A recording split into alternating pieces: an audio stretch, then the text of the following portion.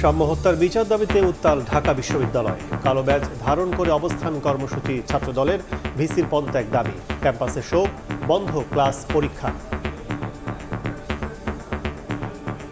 আমরা সাম্য হত্যার বিচার দাবি করছি। যারা আমাদের ভাইকে হত্যা করেছে তাদেরকে অবিলম্বে ধরে আদালতে সোপর্দ করতে হবে। ঢাকা বিশ্ববিদ্যালয়ে বিগত 9 মাসে দুইটি খুন হয়েছে। প্রশাসনের অবিলম্বে পদত্যাগ দাবি করছে।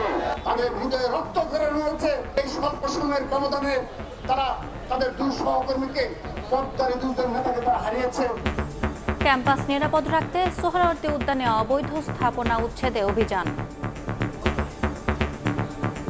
কেউ কোনো বাধা দেয় না, পারলে উল্টা খায় অগর থেকে ভাও। এক গ্রুপ মাল ধরে নিয়ে যায়, আর গ্রুপ নিয়ে কি করে টাকার বিনিময়ে মালগুলো আবার দিয়ে দিতেছে।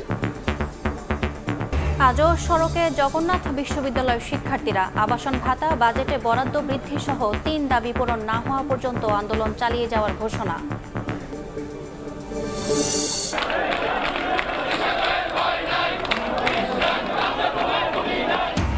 ইশরাককে মেয়রের শপথ পড়ানোর দাবিতে আজও গণঅবস্থান।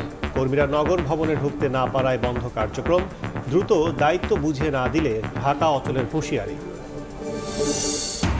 জাতীয় সনদে থাকতে হবে জন আকাঙ্ক্ষার প্রতিফলন, মন্তব্য আলী রিয়াজের। ঐক্যমত্য তৈরিতে রাজনৈতিক নেতাদের মানসিকতায় পরিবর্তনের তাগিদ বাসদের।